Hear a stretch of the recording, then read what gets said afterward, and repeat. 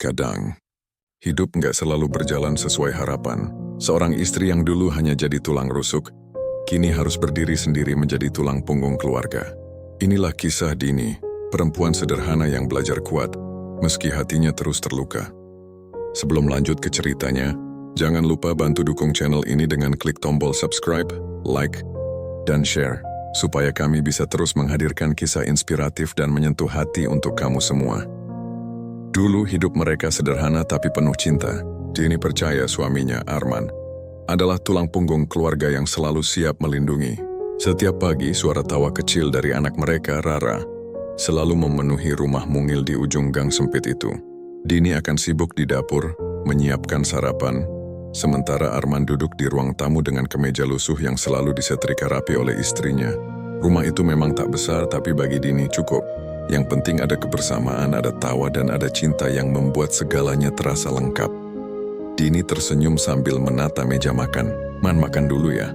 Aku udah masak sayur asem sama ikan goreng kesukaan kamu, ucapnya dengan nada lembut. Ia tahu Arman suka makanan sederhana, dan setiap kali melihat suaminya makan dengan lahap, hati Dini selalu hangat. Arman menatap wajah Dini sambil tersenyum. Iya, Din, kamu emang istri terbaik. Gak tahu deh kalau nggak ada kamu hidup aku kayak gimana. Ucapan itu membuat pipi Dini merona. Ia menatap suaminya dengan mata berbinar, merasa bahwa perjuangan kecilnya di dapur setiap hari tak sia-sia. Yaelah, gombal mulu. Udah makan, biar nggak kesiangan kerja, balas Dini sambil tersenyum malu. Arman tertawa kecil lalu mulai menyuap nasi. Rara ikut duduk di kursi kecilnya sambil memainkan sendok plastik warna biru. Mereka tampak seperti keluarga kecil yang bahagia. Setelah makan, Arman berpamitan untuk berangkat kerja. Dini selalu menyiapkan bekal nasi dan lauk sederhana dalam kotak makan berwarna hijau yang sudah mulai kusam. Ia menggenggam tangan suaminya sebentar sebelum Arman pergi. Hati-hati ya, Man, jangan lupa makan siang, ucapnya lembut. Arman mengangguk sambil tersenyum. Iya, Din, kamu juga jaga diri ya. Dini menatap punggung suaminya yang perlahan menjauh. Dalam hatinya, ia merasa bersyukur. Hidup boleh sederhana, tapi cinta yang mereka miliki terasa begitu cukup. Hari berganti minggu, minggu berganti bulan. Awalnya semua berjalan baik, tapi belakangan, Dini mulai menyadari perubahan kecil yang perlahan menjadi besar. Arman sering pulang larut malam. Dini tak lagi mendengar tawa hangatnya. Bahkan kadang Arman melewati hari tanpa bicara satu kata pun. Malam itu hujan turun sangat deras. Suara rintiknya bercampur dengan suara piring yang pecah di lantai. Aku capek, Din, teriak Arman dengan wajah penuh amarah. Kerjaan makin susah, bos marah terus. Kamu pikir gampang cari uang sekarang? Dini terpaku di tempatnya. Tangannya gemetar. Ia tidak bermaksud memancing kemarahan suaminya. Hanya sekadar bertanya kenapa gajinya belum turun, padahal mereka harus membayar uang sekolah Rara besok pagi. Dengan suara pelan, ia berkata, Aku ngerti, Man, tapi jangan marah terus. Aku cuma nanya kenapa belum dapat gaji. Namun kalimat sederhana itu justru membuat amarah Arman meledak. Udah, jangan banyak tanya. Aku pengen tenang, bentaknya sambil membanting pintu kamar keras-keras. Dini terdiam, matanya berkaca-kaca. Ia menatap piring yang pecah di lantai. Serpian kecilnya seperti potongan hatinya yang ikut remuk. Rara berlari ke arah ibunya, memeluk kaki Dini dengan ketakutan. Mama, Papa marah ya? Suara kecil Rara terdengar lirih. Dini berusaha tersenyum, menahan air mata agar tidak jatuh di depan anaknya. Enggak, sayang. Papa cuma capek. Ayo bantu Mama bersihin ya. Dini memunguti pecahan piring satu persatu. Tangannya sedikit terluka, tapi ia tak peduli. Rasa perih di tangannya tak seberapa dibanding luka di hatinya. Setelah semuanya bersih, ia duduk di ruang tamu yang kini terasa dingin. Hujan masih belum berhenti seolah ikut menangisi keadaan mereka malam itu. Sejak malam itu, segalanya berubah. Arman mulai jarang pulang. Kadang 2 malam, kadang 3 malam. Alasan selalu sama, lembur. Tapi Dini tahu, sesuatu sedang tidak baik-baik saja. Ia mencoba bertanya, tapi jawabannya selalu sama. Diam atau bentakan. Uang belanja semakin menipis, tapi Arman tak lagi memberi penjelasan. Suatu pagi, Dini mendapati Arman duduk di teras dengan wajah kusam. Matanya sayu dan rokok di tangannya sudah hampir habis. Men, kamu kenapa? Ada masalah di kantor? Tanya Dini pelan. Arman tidak langsung menjawab. Ia hanya menatap jauh ke arah jalanan sepi di depan rumah. Bosku marah, Din. Katanya aku sering telat, kerjaanku juga berantakan. Aku mungkin bakal dipecat. Dini tercekat. Hah, dipecat? Tapi kenapa? Kamu kan udah kerja di situ lama. Arman menunduk. Entahlah, aku cuma capek, Din. Rasanya semua orang nyalahin aku. Dini ingin memeluk suaminya, memberi semangat. Tapi Arman malah bangkit dan masuk ke kamar. Malamnya Dini mendengar suara langkah kaki Arman keluar rumah. Ia tidak tahu kemana suaminya pergi, tapi sejak itu, Arman semakin jarang terlihat. Hari demi hari, Dini mulai terbiasa makan hanya berdua dengan Rara. Piring Arman tetap ia letakkan di meja makan. Meski seringkali tidak tersentuh, kadang ia masih berharap pintu itu terbuka, dan Arman pulang dengan senyum seperti dulu. Tapi yang datang hanya sepi. Uang tabungan mereka mulai menipis. Dini mencoba mengatur pengeluaran sehemat mungkin. Tapi tetap saja tak cukup. Ia menatap foto pernikahan mereka di dinding. Dalam foto itu Arman tersenyum lebar, menggenggam tangan Dini dengan erat. Kini genggaman itu seolah hilang bersama waktu. Malam itu Dini duduk di ruang tamu menatap jendela yang basah oleh hujan. Man, kamu kemana sih? Aku cuma pengen kita kayak dulu lagi. Aku tahu kamu lagi susah. Tapi kenapa harus menjauh? Bisiknya lirih. Rara yang sudah tertidur di pangkuannya tampak tenang. Dini mengusap rambut anaknya dengan lembut, mencoba menenangkan diri. Ketika jam menunjukkan pukul 11 malam, suara langkah kaki terdengar di luar. Dini buru-buru berdiri dan membuka pintu. Arman berdiri di sana, dengan mata merah dan tubuh yang basah kuyup. Man, kamu dari mana? Tanya Dini cemas. Arman menatapnya sebentar, lalu melewati Dini tanpa bicara. Ia langsung masuk ke kamar, menutup pintu dengan keras. Dini hanya bisa berdiri di depan pintu, memeluk dirinya sendiri. Keesokan harinya Arman pergi tanpa sarapan. Tak ada lagi senyum, tak ada lagi ucapan pamit. Dini menatap punggung suaminya dari jendela. Punggung yang dulu kokoh kini tampak rapuh. Ia tidak tahu sampai kapan harus menunggu perubahan itu. Tapi di dalam hatinya, Dini masih berharap. Hari berganti minggu, tapi Arman tak lagi membawa uang, tak lagi membawa kabar. Ia lebih sering diam, seolah lelah dengan semua hal termasuk keluarga sendiri. Dini mencoba kuat meski hatinya hancur sedikit demi sedikit. Ia tahu badai sedang datang, tapi ia belum siap kehilangan rumah, kehilangan cinta, dan kehilangan kepercayaan yang dulu begitu ia jaga. Sejak malam itu, segalanya berubah. Arman mulai jarang pulang, jarang bicara, dan akhirnya tak lagi membawa uang. Dini hanya bisa menatap langit setiap malam, bertanya dalam hati. Apakah cinta masih bisa bertahan kalau satu pihak berhenti berjuang? Namun jauh di dalam hatinya Dini tahu, ini baru awal dari ujian panjang yang harus ia hadapi sendirian. Dini yang dulu hanya tahu dapur dan anak, kini harus turun tangan. Dia sadar kalau bukan dia yang berjuang, siapa lagi? Waktu berlalu cepat sejak Arman berhenti bekerja. Hari-hari yang dulu diisi dengan canda dan tawa kini berganti dengan keheningan dan kecemasan. Dini sering duduk di pojok kamar saat malam datang, memikirkan bagaimana cara membayar uang sekolah Rara bulan depan, atau sekadar memikirkan besok harus masak apa dengan sisa uang di dompet yang makin menipis. Pagi itu ayam berkokok keras, menandakan hari baru dimulai. Dini bangun lebih awal dari biasanya. Ia melipat selimut, lalu berdiri di depan cermin yang mulai buram. Wajahnya tampak lelah, lingkar mata menghitam. Tapi ia mencoba tersenyum pada dirinya sendiri. Aku harus kuat, gumamnya pelan. Kalau aku jatuh, anak-anak gimana? Ia menyapu lantai rumah dengan langkah pelan. Setiap sapuan terasa berat. Seolah setiap debu yang terangkat ikut membawa beban pikirannya. Dari kamar kecil terdengar suara Rara yang baru bangun. Mama, sarapannya apa hari ini? Dini menoleh dan tersenyum lembut. Mama masakin nasi goreng sisa kemarin ya sayang. Masih enak kok. Rara mengangguk polos. Ia belum mengerti bahwa di balik senyum ibunya ada rasa takut yang besar. Dini lalu keluar rumah, menyapu halaman kecil di depan rumahnya yang dipenuhi daun kering. Udara pagi itu dingin, tapi ia mencoba menenangkan pikirannya. Di kejauhan, suara motor lewat dan tak lama kemudian terdengar suara panggilan. Dini menoleh. Itu Bu Wati, tetangganya yang setiap pagi berjualan gorengan di depan sekolah dasar. Wajah Bu Wati selalu ceria, meski usianya sudah hampir 50 tahun. Din, kamu kok kelihatan murung terus akhir-akhir ini? Ada apa? Tanya Bu Wati sambil menuntun motornya yang dipenuhi wadah gorengan. Dini tersenyum hambar. Gak apa-apa Bu, cuma lagi mikirin anak-anak. Arman belum juga dapat kerja. Bu Wati diam sejenak menatap Dini dengan iba. Sampun, Din. Kalau gitu gini aja. Kamu mau nggak bantu jualin gorengan aku di sekolah anak-anak? Lumayan bisa nambah-nambah uang dapur. Dini terkejut. Matanya membesar. Seolah tak percaya ada kesempatan datang di tengah kebuntuannya. Benerin, Bu? Mau banget. Saya bantu asal bisa buat tambahan. Bu Wati tersenyum hangat. Iya, Din. Aku juga butuh bantuan kok. Aku kasih kamu sebagian hasilnya. Besok pagi ya bantu aku di depan sekolah. Dini hampir tak bisa menahan rasa haru. Ia menatap Bu Wati dengan mata berkaca-kaca. Makasih ya, Bu. Makasih banget. Saya janji bakal sungguh-sungguh. Bu Wati menepuk bahunya pelan. Semangat ya, Din.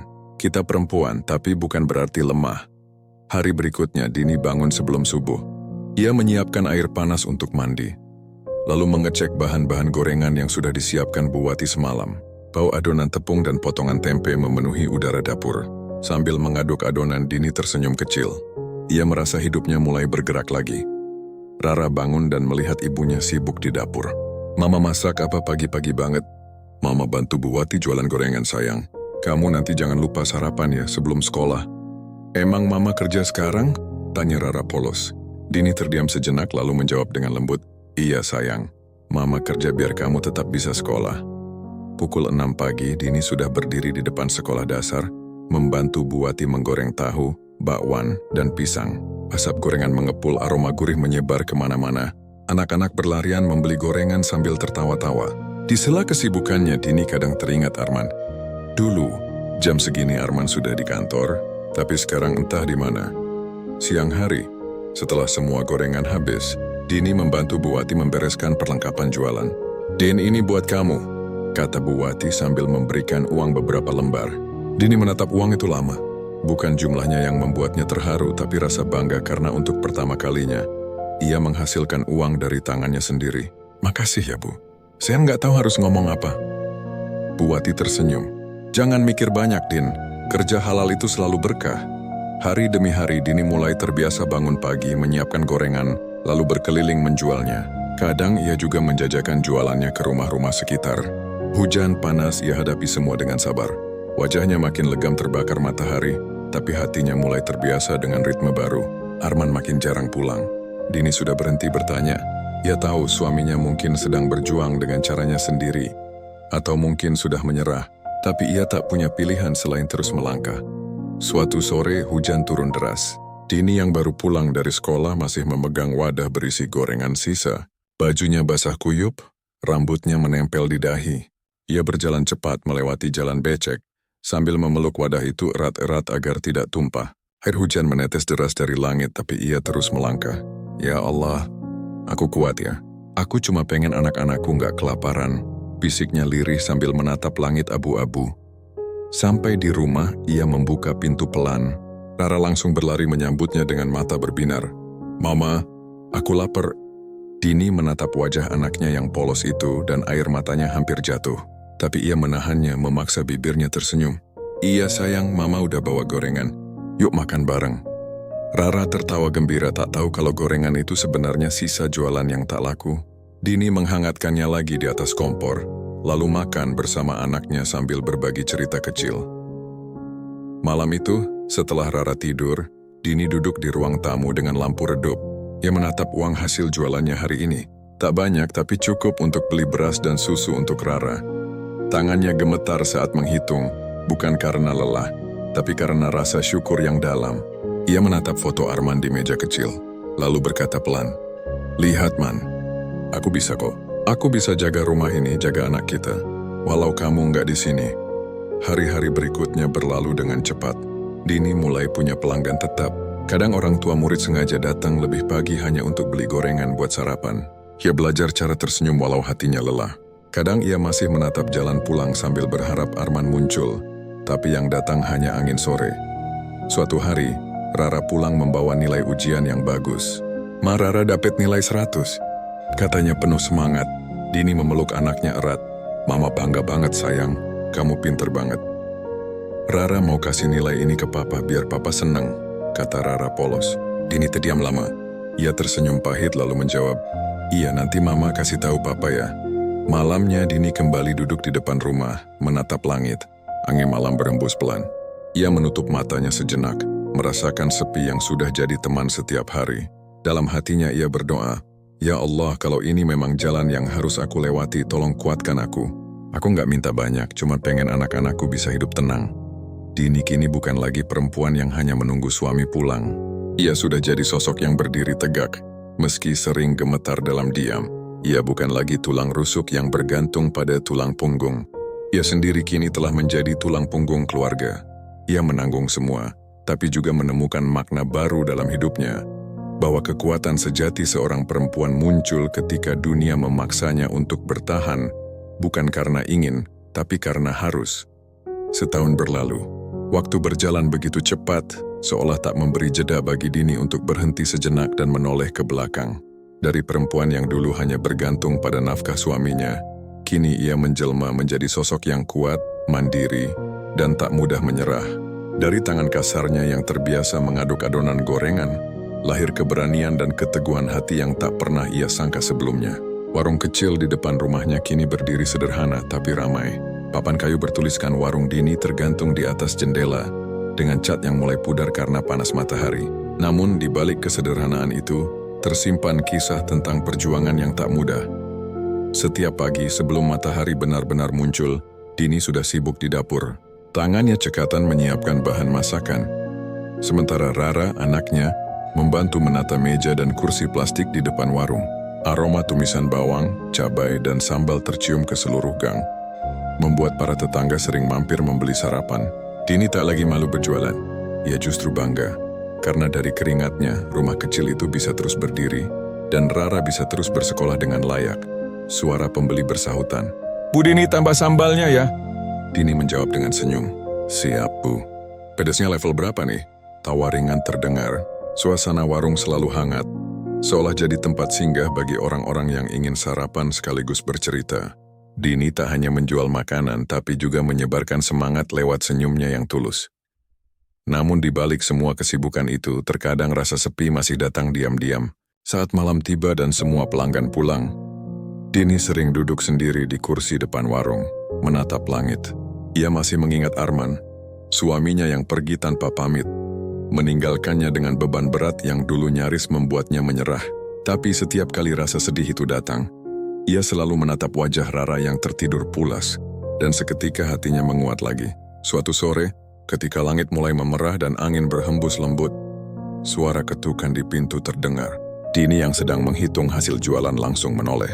Suara itu terdengar pelan tapi tegas, seperti suara yang dulu sangat ia kenal. "Tok, tok, tok." Dini berdiri perlahan, langkahnya ragu. Ia membuka pintu, dan di sana berdiri seseorang yang tak pernah ia bayangkan akan kembali. "Arman?" Suaranya tercekat. Pria itu menunduk, tubuhnya tampak lebih kurus, wajahnya kusam, matanya sembab, bajunya lusuh, dan tangannya gemetar memegang tas kecil yang sudah robek di beberapa bagian. "Dan," ucap Arman lirih, "aku salah. Aku kehilangan semuanya. Aku cuma punya kamu sekarang."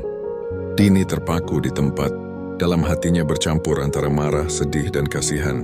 Lelaki yang dulu meninggalkannya tanpa kabar kini berdiri di depan rumah dengan wajah penuh penyesalan.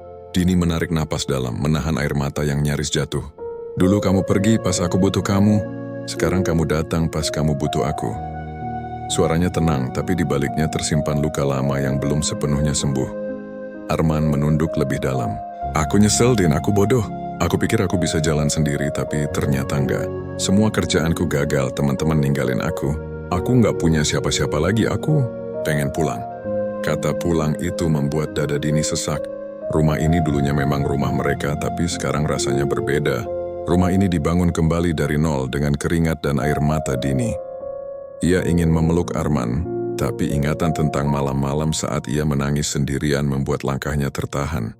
"Arman," katanya pelan, "aku nggak benci kamu, tapi aku juga nggak bisa pura-pura semuanya baik-baik aja. Setahun bukan waktu yang sebentar. Aku udah belajar berdiri sendiri. Aku bukan lagi tulang rusuk yang nunggu dilindungi. Aku udah jadi tulang punggung buat anak-anak." Arman mengangkat wajahnya, matanya basah. "Aku tahu aku udah bikin kamu sakit, tapi tolong kasih aku kesempatan. Aku pengen perbaiki semuanya. Aku janji bakal berubah." Dini menatapnya lama. Dalam pandangan itu ada campuran antara kasih dan luka, antara masa lalu dan masa kini. Aku percaya orang bisa berubah, Man. Tapi perubahan gak datang cuma dari kata-kata. Butuh waktu buat buktiin semua. Sekarang yang aku tahu, aku udah gak sama kayak dulu. Arman terdiam. Ia memandangi sekeliling rumah. Meja warung, panci besar, tumpukan bahan makanan, dan dinding yang penuh coretan Rara. Semua itu bukan hasil kerjanya, tapi hasil kerja keras seorang istri yang dulu ia abaikan. Ia menunduk lagi, air matanya jatuh ke lantai. Kamu luar biasa, Din. Aku malu ngelihat kamu sekarang. Aku baru sadar, selama ini yang jadi tulang punggung bukan aku, tapi kamu. Dini menatap suaminya dengan mata yang lembut tapi tegas. Aku nggak pengen kamu malu. Aku cuma pengen kamu sadar. Hidup ini bukan tentang siapa yang kuat atau siapa yang menang, tapi tentang siapa yang mau bertahan waktu semua runtuh. Rara keluar dari kamar, melihat sosok ayahnya berdiri di depan pintu. Papa? Suaranya lirih, ragu tapi penuh harap. Arman tersenyum samar. Iya sayang, Papa. Rara langsung berlari memeluk ayahnya. Tangis kecil terdengar di antara pelukan itu. Dini berdiri diam, menatap mereka. Dan tanpa sadar air matanya ikut mengalir. Tapi kali ini bukan karena sakit, melainkan karena lega. Ia tak tahu apakah keluarganya bisa kembali seperti dulu. Tapi ia tahu satu hal, bahwa hatinya sudah jauh lebih kuat dari sebelumnya. Malam itu, mereka duduk bertiga di ruang tamu kecil. Suasana canggung tapi hangat. Arman bercerita tentang kegagalannya di luar kota. Tentang bagaimana ia kehilangan pekerjaan dan semua uangnya. Ia minta maaf berkali-kali dan Dini hanya diam mendengarkan. Tak ada lagi amarah dalam dirinya, hanya rasa pasrah. Hidup sudah mengajarinya banyak hal, termasuk memaafkan. Setelah Rara tidur, Dini dan Arman duduk berdua di depan rumah. Angin malam berhembus pelan, membawa aroma bunga Kamboja dari halaman tetangga. Arman memecah keheningan. Dan aku nggak tahu kamu bisa sekuat ini. Aku yang dulu ngerasa jadi kepala keluarga ternyata malah nyerah duluan. Kamu luar biasa. Dini tersenyum kecil. Aku nggak luar biasa, Man. Aku cuma belajar dari keadaan. Waktu kamu pergi, aku cuma punya dua pilihan. Menyerah atau bertahan. Dan aku milih bertahan. Karena aku nggak mau anak kita kelaparan. Arman mengangguk, matanya kembali berkaca-kaca. Boleh nggak aku mulai dari awal lagi? Mungkin nggak aku bantu kamu jaga warung, bantu Rara sekolah? Dini menatapnya dalam-dalam. Boleh, Man. Tapi jangan cuma karena kasihan atau rasa bersalah. Kalau kamu mau mulai lagi, mulai karena kamu benar-benar mau berubah. Bukan karena kamu nggak punya tempat lain. Arman menghela napas panjang. Aku ngerti, Din. Aku bakal buktiin. Dini mengangguk pelan. Kita lihat nanti. Keesokan paginya matahari terbit dengan hangat. Arman membantu Dini menyiapkan warung. Awalnya canggung, tapi perlahan tawa kecil mulai terdengar lagi. Para tetangga yang lewat saling berbisik. Sebagian heran, sebagian tersenyum melihat keluarga kecil itu kembali bersama. Dini tersenyum sambil menatap Arman dan Rara yang sedang tertawa di depan warung. Air matanya mengalir pelan. Bukan lagi air mata kesedihan, tapi air mata kelegaan. Ia sadar, kadang kehilangan bukan akhir dari segalanya, tapi justru awal dari menemukan diri sendiri. Dini kini tahu, hidup tak selalu adil, tapi selalu memberi kesempatan. Ia bukan lagi tulang rusuk yang hanya menunggu untuk dilindungi, tapi tulang punggung yang mampu menahan beban hidup sekaligus menjaga orang-orang yang ia cintai. Dan meski masa lalu tak bisa dihapus, Dini percaya, setiap luka yang dulu menyakitkan, kini justru membuatnya tumbuh menjadi perempuan yang lebih kuat dan berharga. Dari kisah Dini, kita belajar bahwa kekuatan seorang istri bukan hanya di balik suami, tapi juga di setiap langkah yang dia ambil demi keluarga. Kadang saat dunia membelakangi kita, Tuhan justru sedang mengajarkan arti keteguhan. Buat kamu yang sedang berjuang sendirian, jangan menyerah. Kamu nggak sendiri. Kalau cerita ini menyentuh hatimu, jangan lupa tekan like, share ke teman-temanmu, dan subscribe channel ini agar kamu nggak ketinggalan kisah haru lainnya. Sampai jumpa di cerita berikutnya. Semoga hari-harimu penuh kekuatan dan cinta.